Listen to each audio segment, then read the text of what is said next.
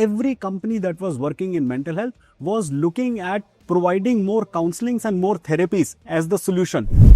What we are doing at Soul is actually leveraging each one of these layers. We have a system, a chatbot, which is not just an AI chatbot, but it also has a lot of human element integrated with it. Mental health, stress management is a hard subject. It cannot be solved by these, fly by the night transaction based organizations. It needs an ecosystem.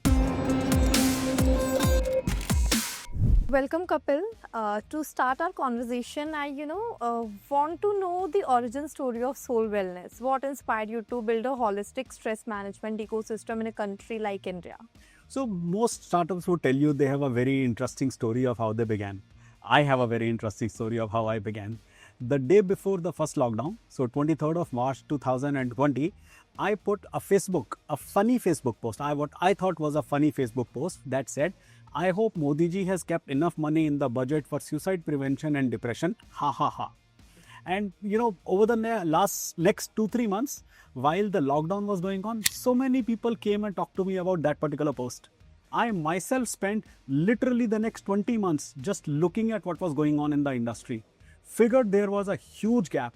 Every company that was working in mental health was looking at providing more counselings and more therapies as the solution. While I looked at it and I said, you know what, maybe 1% people or 2% people will go for a counseling or a therapy, but mental health is a problem for everyone. First thing that we did when we started off is we said it cannot be mental health because there is so much stigma, and while I would love to be an advocate, but I can't really take that stigma away overnight. So we kind of started talking about our platform as a comprehensive AI stress management platform. And if you take diseases and disorders aside, everything in mental health can be synchronized to this one concept called as stress, which is why we are Soul Wellness. We work as a AI stress management platform. So what's the biggest unmet need in India's mental and wellness space today, and how Soul is really addressing that gap? So the biggest problem that I see within the stress management overall mental health space is, number one, nobody is thinking ecosystem. Every startup, every organization that I see in mental health is focused on what is that one thing that you are going to do that will provide scalability and that will be sellable. And everybody wants to generate profitability. Mental health, stress management is a hard subject. It cannot be solved by these, fly by the night transaction based organizations. It needs an ecosystem. That's the fundamental number one need that I see, which is not met. The second fundamental need that I see is it is not measurable. At least so far, it was not measurable. And it's a problem that had to be solved, which is why we created Streffy. Streffy is a stress measurement solution. It scans your face, looks at 68 points on your face, everything from your forehead to your eyebrows, to your eyes, to your cheeks and upper cheeks, to your chin, to your lips, your nose, and everything. And through 68 points on your face, driven by an AI model, it gives you your stress level. So now for the first time, there is a biomarker in stress, which is not dependent on your blood pressure, which by the way, may be bad just because of your eating disorders, not necessarily because of your stress, not because of your cortisol, which again, is not necessarily a marker of stress only, not because of something else. It's measuring and giving a biomarker, a 0 to 10 number of your stress. Also, the technology front, the ecosystem is growing, and we are seeing that on the wellness front, the gap is filling. Maybe it is steadily filling, but it is filling to some extent. So for a startup like yours, technology is increasingly become an important part. How are you leveraging it? So number one, I started as a tech company. Okay, mental health, stress management, but I am a tech company. I'm an AI platform. The one problem when you say, technology is improving and a lot of people are doing something, one problem is 5 years back, AI for anybody was a if-then logic. Now AI for everybody is a LLM system. Right. There is AI, which is so many layers in between this. What we are doing at Soul is actually leveraging each one of these layers. So for example, we have this AI model that creates our stress monitoring Steffi solution. We have this smart AI dashboard which organizations use to measure what's going on in their organization. We have this de-addiction program where there is a lot of AI enablement to provide people with a de-addiction capability for both behavior addiction as well as for substance use addiction. We have a system, a chatbot, which is not just an AI chatbot, but it also has a lot of human element integrated with it. So where people think about technology as this panacea, I will create a chatbot and it's going to be built on LLM and it will become an AI therapist. That doesn't really work. Technology needs a much more comprehensive, as I said, I will keep using this word everywhere, ecosystem. Nobody is thinking about an ecosystem within this space, while the hard problem that it is, the complexity that it has, it needs an ecosystem. That's what interests me. If it was just creating one solution, my agency business was better. I'm in it because it needs an ecosystem, and I don't think people are thinking, and I don't think they have the capability to, at some times, and let me say this arrogantly, even envision the ecosystem. Kapil, I experienced your technology myself when I visited your stall. So, one question that clicked my mind is accuracy. Mm-hmm. So, when you are analyzing something through AI, there's a possibility of making error. Absolutely. So, how do you ensure that it is, error free? Sure. So there are different layers of AI. So let me try to answer this question uniquely for different layers. My Steffi solution is built on an AI model which has a 80 to 90% accuracy. Now, the fact that people can do this test, the Steffi stress monitoring on a daily basis, the accuracy level goes exponentially up because they are doing it on a regular basis. Number two, I have the solution of the AI chatbot. Within the AI chatbot that we have created, there is human interaction. For example, my psychologist on the back end is able to monitor all the chats that people are having with AI. And there is a button that they have with every chat which is called as a takeover button.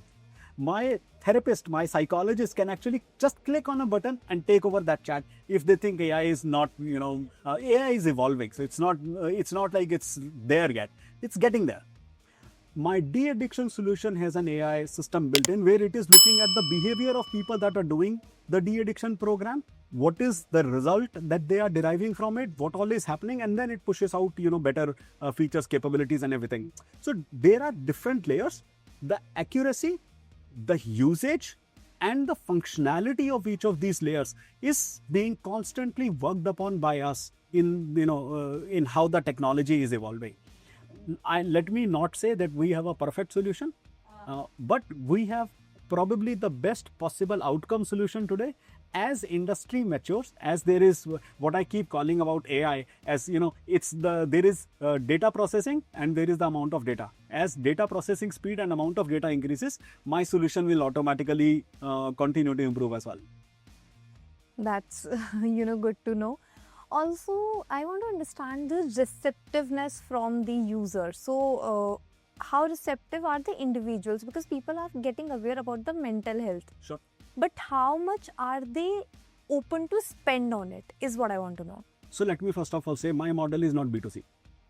I provide my solution to organizations, schools, colleges, corporates, community groups, whatever, right? So I don't have a good answer on the monetization front from a pure B2C perspective. But let me talk about receptiveness. Most mental health startups talk about an engagement rate of 0.5% to 2%. I talk about an engagement rate of 20% to 30%. So I'm not talking about a 5, 10, 20% increment on what they are doing. I'm talking about an exponential jump on what they are doing. Okay. So what we are seeing through the technology we have created and the capabilities and functionalities within that. For example, I have 1,000+ resources. In that sense, I guess outside of Headspace and Calm and probably a couple of very large organizations, I would be the largest in terms of amount of resources that we have created. We have complete solutions in English and Hindi and capability to do multiple languages. So in terms of receptiveness, we are seeing amazing receptiveness. I mean, even in the stall here at TiECon, what we are seeing is somebody will come. In fact, it's very interesting. I met with somebody from Taj Hotels in the morning. And just now he came with his HR person and said, this looks like an amazing solution. We should take it for our staff. And we are seeing this all across wherever I go. It's B2B, so of course our turnaround time will take a little bit of time, but it is amazing reception so far what we have seen. Similarly, when we look at our de-addiction program, that is something where we are doing B2C and we are getting great traction. And actually having a lot of people come in and kind of ask for a solution. Let me give you a number. When I started, I thought maybe 1 or 2% of people that will come to me will come for porn addiction. 10% of leads that I receive today in my de-addiction program are for porn addiction. I want to know from you, since you are associated with TIE for quite a long time and you are also a charter member, how does platforms like TiECon really help startups like yours to, Yeah. So let me start with a story.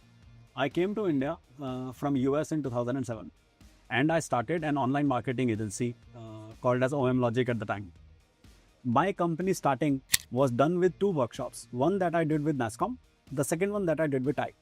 I got 5 customers through these 2 workshops and then never looked back. Platforms like TIE are amazingly powerful, but the power of the platform depends on how you leverage and use the platform and how you kind of configure it for your best case scenario. Right. To be fair, there was a period of 5-7 years in between when I actually did not spend as much time in TIE. The reason was I was a digital marketing agency and everybody was a digital marketing agency. So I was only meeting, people that are looking at selling exactly what I'm selling. So it wasn't making much sense. But since I have started Soul Wellness, I have been a charter member for the last many years now. I regularly come to TIE events. I want to participate in as much I can. I think the ecosystem, the power of what TIE provides, the kind of people that come here from the startup ecosystem, not just talking about startup owners, but also talking about investors, also talking about mentors and advisors and everyone. It's incredible. Thank you so much, Kapil, for connecting. Thank you.